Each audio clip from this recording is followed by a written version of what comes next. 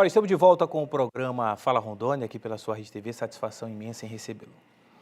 Doutor Luiz Eduardo, oncologista, um doutor que é conhecido não só na região norte, mas no nosso país e também no mundo inteiro.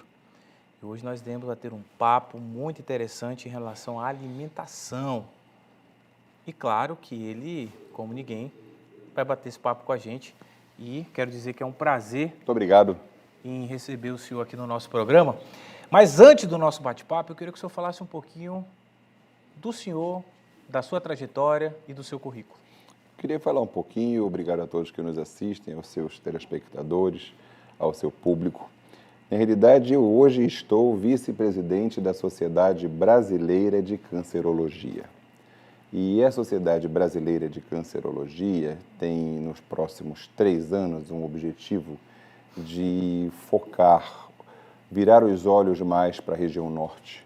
E a gente já vem fazendo esse trabalho nos estados do Pará, no estado do Amazonas, em Roraima e agora também em Rondônia, aqui em Porto Velho, começando por Porto Velho. Queria falar um pouquinho da formação médica, Pode ficar à vontade. Eduardo. A formação médica é uma coisa que demanda muito tempo, muito esforço. É o único curso que nós temos de duração de 6 anos com período integral. A partir daí, o médico recém-formado, ele vai escolher se a área que ele quer seguir dentro das várias áreas da seara da ciência médica. E em termos de oncologia, ele é obrigado, é compulsório, que ele faça uma residência, um treinamento de 3 anos completos em clínica médica. Então, já são mais 3 anos adequados aí junto à formação. Somente depois de habilitado na clínica médica, sendo um bom médico clínico, ele poderá se candidatar a fazer uma residência na área de oncologia clínica, que vai durar mais 3 anos. Então, nós temos pelo menos 12 anos até a formação inicial do médico que é especialista em oncologia, que é o médico que vai não só tratar dos cânceres, mas eu sempre digo isso, eu não trato de câncer, eu cuido de gente. É muito diferente, porque o médico que trata, ele deveria também estimular prevenção, ele deveria estimular diagnóstico precoce, ele tem que fazer palestras, entrevistas, doar o seu tempo para que a comunidade entenda mais sobre as doenças. Eu passei por tudo isso, passei pelo mestrado, pelo doutorado, pelo PhD, estou no pós-doutorado, sou membro da Sociedade Americana de Oncologia, da Europeia também, e a minha vida é cuidar de pessoas. Estamos agora engajados num grande projeto aqui para Rondônia, iniciando aqui na capital Porto Velho, junto com o grupo Samar, de montar, já está montado inclusive, iniciando já o atendimento na data de ontem, o maior centro de oncologia privado do estado, junto com o Grupo Oncológica do Brasil. Então, na prática, vamos ter em pouquíssimo tempo todos os profissionais necessários que eu já sei e parabenizo os nossos colegas oncologistas que já atuam aqui em Porto Velho. A gente vai sempre trocar figurinha, conversar e vamos ter uma relação, acho que muito boa, mas trazer novas oportunidades de exames genômicos, exames de DNA, profissionais geneticistas, outros tipos de condutas cirúrgicas, tratamentos mais modernos, mais vanguardistas, para dar opção para o cidadão rondoniense de adquirir, de conseguir chegar na tão almejada cura do câncer. Então, esse é um resumo de o que é que este senhor Luiz Eduardo Werneck está fazendo aqui, falando com você e com seus ouvintes. Doutor, nós vamos falar sobre alimentação, como ela impacta na evolução do câncer. Há muitos anos atrás, eu estive lendo um livro, e nesse livro eu vi o seguinte relato, que o homem que mora na área urbana tem menos saúde do que o homem que mora na área rural. E nesse livro relatava a questão da alimentação. Por quê? Quem mora na área rural se alimenta do que tem na roça.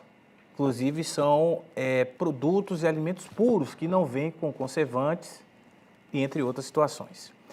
Então, eu queria começar esse nosso bate-papo de forma diferente, através dessa pergunta. E eu queria realmente saber do senhor, como especialista, uma pessoa que demonstrou aqui para a gente agora que tem muita experiência na área, se realmente isso que eu acabei lendo no livro vem a ser verdade. Eu vou começar comentando com você, Eduardo, e com as pessoas que nos ouvem. É muito curioso, todo mundo quer saber sobre alimentação. Tá? Eu vou pedir para vocês fazerem um exercício, vocês que estão em casa, fazerem um exercício. Pegar um buscador da internet qualquer e pegar uma foto de 1930 ou 1940, aproximadamente 80 anos atrás. Se você pegar uma foto dessa, Eduardo, você vai perceber que não existe absolutamente nenhuma pessoa obesa. Era isso que eu vi no livro. Curioso, naquela época não havia obesidade. O que nós temos, segundo os últimos dados da Organização Mundial de Saúde, especialmente nos países mais desenvolvidos, ou seja, nesse ponto, quanto mais rico, pior, que nós temos uma epidemia ou uma pandemia de obesidade, ou no mínimo de sobrepeso. Então, o que ocorre? Mais peso, menos saúde. Não só para o câncer. Mas eu não quero elencar aqui vilões, porque não adianta a gente estar falando agora. Agora eu falo para as próximas gerações. Nós, desta geração, temos que tentar minimizar esse ganho de peso, perder um pouco de massa gorda, fazer exercício físico, ter uma vida mais regrada. Eu não quero estabelecer vilões e heróis, porque ao mesmo tempo que os conservantes, os acidulantes e todos os outros elementos químicos foram incorporados nos alimentos, eles, ao mesmo tempo que podem sim trazer um malefício à saúde, eles nos ajudaram a manter os alimentos bons e próprios para o consumo por mais tempo. E isso nos ajudou a manter mais população alimentada. É um outro modo de pensar de que não existe somente coisa ruim.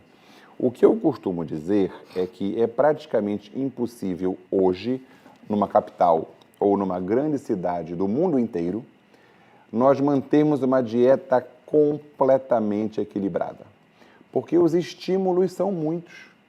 Se você for, por exemplo, no cinema, o que tem para você comer no cinema? Pipoca e hot dog. Você não vai levar de casa um sanduíche de alface com rúcula para o cinema. Com certeza. Então, a ideia é que isso é muito difícil. Tem que haver, no mínimo, um critério em casa, que é onde nós fazemos a maior parte das refeições, uma organização melhor na dieta das pessoas. Com relação à questão da zona rural, eles conseguiram o melhor dos mundos, porque eles conseguem comer mais frutas, mais verduras, mais leguminosas, mais grãos e até proteínas sem a ingestão, sem a inoculação de hormônios, de conservantes, tudo isso, do que as pessoas que estão nos grandes centros. No caso, dá uma galinha caipira, né?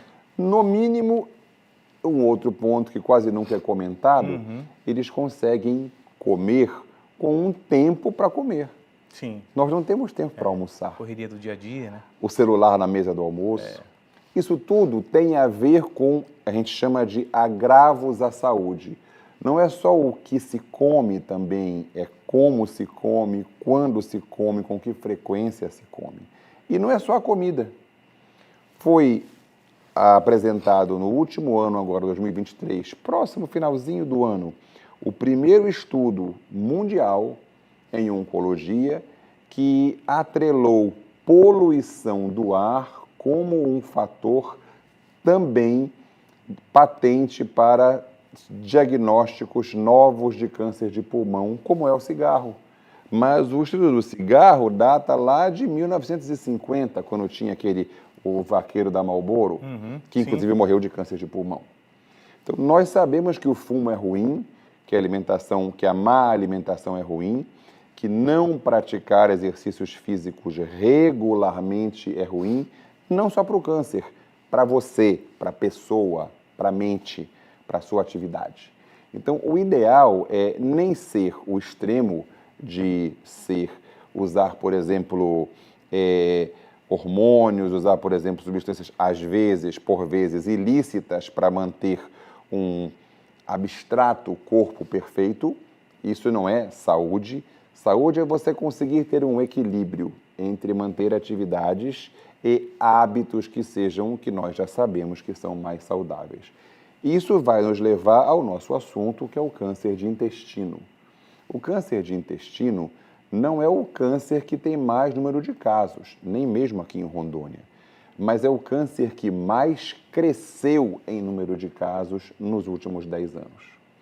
Por uma conta que nós, nos últimos 30 anos, desde 1980, de 70, da época dos Beatles, quem nos assiste vai lembrar, em 60, quando ainda existia, por exemplo, fita cassete e esta câmera não existia, nós já vínhamos degradando o nosso modo de alimentação. Então, isso vem agora refletindo, porque para que se desenvolva um câncer, ninguém pega câncer. Eu não pego o câncer de você. Eu desenvolvo o meu próprio câncer, certo? E você desenvolve o seu, que você falou que não quer ter, a gente bate aqui na madeira. Eu vou bater aqui. Muito bem. Então, qual é a questão? A questão é que estes hábitos, de maneira prolongada, vão levar a uma condição de uma doença, uma desregulação do organismo chamada câncer. E o câncer é muito grave. Eu venho comentando nas minhas últimas falas que é muito difícil a gente ficar repetindo que a prevenção do câncer, as pessoas já conhecem isso. O que eu quero que o seu ouvinte faça, e que você faça, e que eu faça, é que a gente consiga diagnosticar o câncer de maneira mais precoce. Como isso vai acontecer? Um exame de fezes anual, por exemplo, um exame não vai custar R$10 esse exame, para pesquisar sangue oculto nas fezes. Por quê, Eduardo? 80% dos cânceres de intestino, inicialmente a pessoa pensava que era só uma hemorroida. 80%. E já era um câncer em desenvolvimento. Um exame de fezes pode resolver esse problema que em qualquer UPA, qualquer OBS pode ser coletado. Além disso, caso ocorra diferença, uma modificação nos seus hábitos intestinais, seu intestino era um reloginho, ia todo dia de manhã no banheiro, no sanitário, e agora passa 2 dias sem ir, tem prisão de ventre, tem diarreia. Essa modificação por um período maior do que 15 dias é um sinal de alerta. As pessoas ficam esperando o câncer doer ou o câncer sangrar. O câncer de intestino não vai doer e não vai sangrar, a não ser que ele esteja já muito avançado e que, por vezes, nem tenha possibilidade mais de tratamento. Então, qual é a nossa mensagem? É que é necessário que o brasileiro, que o rondoniense, que você que está nos ouvindo, cuide um pouco mais da sua saúde de maneira preventiva. Detectar o câncer. Eu não consigo prever, como médico especialista, eu não consigo prever quem vai ter câncer e quem não vai ter câncer. Isso é impossível. Nós temos, por um outro lado, falamos tanto em exercício físico, tanto em alimentação, nós temos pessoas, seres humanos veganos, vegetarianos, que têm câncer de intestino. Nós temos atletas que têm câncer de intestino. Veja agora há pouco o Pelé, ele foi atleta a vida toda. O Roberto Dinamite, ele foi atleta a vida toda. Ele praticou exercício físico a vida inteira. Não há como prever isso. O segredo da ciência hoje é uma detecção, um diagnóstico mais cedo, mais precoce. Então, ao sinal de qualquer alteração no seu organismo, ou de maneira profilática, preventiva, um check-up com um exame clínico anual ou mesmo uma colonoscopia para pessoas acima de 50 anos, pode salvar a sua vida, pode sim detectar um câncer no estágio inicial, um estágio 1, e aí o tratamento, os cânceres de intestino em estágio 1 são praticamente 100% curáveis. Essa é a nossa grande mensagem aqui com relação a câncer de intestino. Doutor, para nós encaminharmos para o encerramento do nosso bate-papo, infelizmente, né, o mundo inteiro foi pego de surpresa com a chegada da Covid-19. Veio a Covid, na sequência chegaram as vacinas. E muitas pessoas, inclusive pessoas que estão com câncer, têm aquela dúvida. E aí, eu tomo a dose da imunizante em relação à Covid-19? Será que isso vai me prejudicar por eu ter o CA? Eu queria tirar essa dúvida porque muitas pessoas, eu já ouvi várias pessoas fazer essa pergunta, e tem pessoas, doutor, que eu tenho certeza até que está nos acompanhando, que tem o CA e não tomou nem a primeira dose da imunizante contra a Covid com medo. Muito bem. Primeiro eu queria atualizar você, Eduardo, atualizar quem nos ouve de dados de ontem à tarde, dados muito atualizados do Ministério da Saúde, da Secretaria de Estado de Saúde de São Paulo, onde eu atuo, que parece que já está confirmado há um aumento bastante expressivo do número de casos de Covid novamente. Isso já foi confirmado em São Paulo, em Minas Gerais, no Rio Grande do Sul, no Pará e no Ceará. São os dados que eu tenho até ontem, então são dados quentinhos. Nós estamos com, sim, Covid novamente. Só que nós temos um cenário diferente agora. Não se percebe tanto porque muitas pessoas, graças a Deus, se vacinaram. A sua pergunta tem a ver com o paciente que está com câncer e está fazendo tratamento e deve ou não se vacinar. Primeira mensagem: procure o seu médico oncologista, o médico que lhe atende, e pergunte qual a opinião dele. Segunda resposta é a minha opinião. Qual é a questão? A questão é que depende da fase do tratamento. Quando a pessoa está com câncer e está fazendo um tratamento, naquela semana do tratamento, ele pode ficar com a imunidade mais baixa devido ao próprio tratamento para o CA. Então, não é a semana adequada para você fazer a vacinação contra a vacina do Covid, ou pela vacina do Covid. Existe um momento adequado para se fazer a vacinação. Normalmente, na maioria dos casos, temos exceções. Leucemias, linfomas, tem que haver uma autorização expressa no seu médico hematologista. Mas tumores sólidos, depois de consultar o médico oncologista ou colega que lhe atende, deve-se pelo menos distanciar um pouco da sua última sessão de químio, mas a vacina para a Covid é recomendada pela ciência, pelo Ministério da Saúde e também por mim pessoalmente. Doutor, foi um prazer conhecê-lo. Super bom estar aqui com você. Olha, e assim, o tempo passou muito rápido e o senhor tem, além de ter uma leveza, né, quando eu já entrevistei inúmeras pessoas, o senhor passa uma leveza, passa uma segurança, passa domínio no assunto. E eu fico feliz, né? O senhor está no estado de Rondônia, na nossa capital, realizando esse trabalho, e que Deus continue te abençoando, abençoando a sua equipe, para que você possa continuar salvando vidas. Nós sabemos que você é um anjo, né, encaminhado por Deus, e você está aqui por uma missão. Não é por isso, não é à toa que você tem esse papel de médico. Então, o espaço está sempre aberto para você quando você estiver na nossa capital. Muito obrigado pelo espaço, muito obrigado pela sua audiência, muito obrigado por você que nos ouve. Sigam os nossos humildes conselhos. Também, por precisar colaborar e da colaboração dos nossos colegas médicos que já atuam aqui, eles vêm fazendo medicina de ponta aqui há algum tempo. Nossa ideia é chegar para melhorar, para somar em prol do benefício da saúde, especialmente na área de oncologia do cidadão rondoniense.